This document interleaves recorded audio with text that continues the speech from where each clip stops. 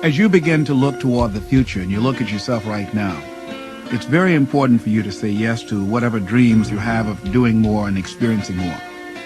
Because when you do that, you're literally extending your life. You're adding more quality and richness and fullness to your life. So I want you to practice constantly looking at where you could be if you gave yourself permission. Many people, once they reach a certain level, they stop there and they relax and they lay back on their laurels.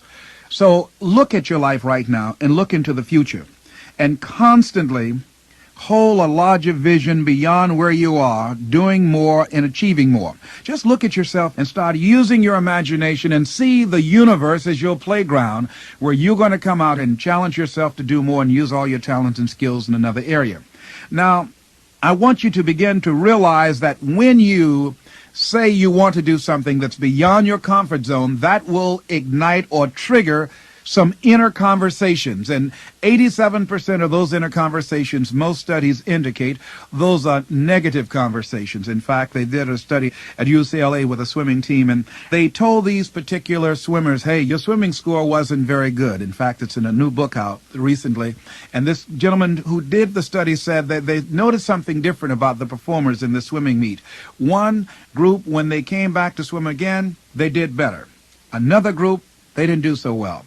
But what made the difference? One said, hey, it was a fluke. I can do better than that. And came and did better than that. The other one probably said, hey, I'm not as good as I thought I was and did far less than what they would have done. That negative conversation. How many times have you said that you wanted to do something and you talked yourself out of it? It was 14 years ago when I saw a speaker up speaking and I said, I could do that as I looked around the auditorium. But guess what? It took 9 years for me to act on that first conversation within myself, because after I said that I can do it, I allowed the negative part of me, that lower consciousness, to dominate my thinking.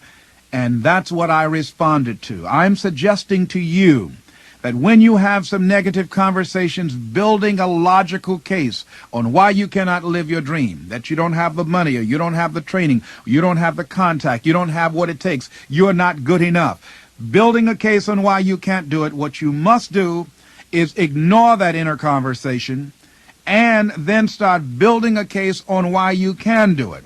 Start looking at and checking out what are the things I do in fact need to work on. See, many times you can have a yes I can attitude, but a no I can aptitude. So make sure that you don't hype yourself up and go forward trying to pursue your dream without proper preparation. Now, once you determine what it is you want to do and you hold the vision, you've looked at what you need to do to begin to develop yourself, write your goals down. A lot of people just never take the time to do that. I suggest, and this is what I do, I write my goals down and I read them 3 times a day. Why do you do that?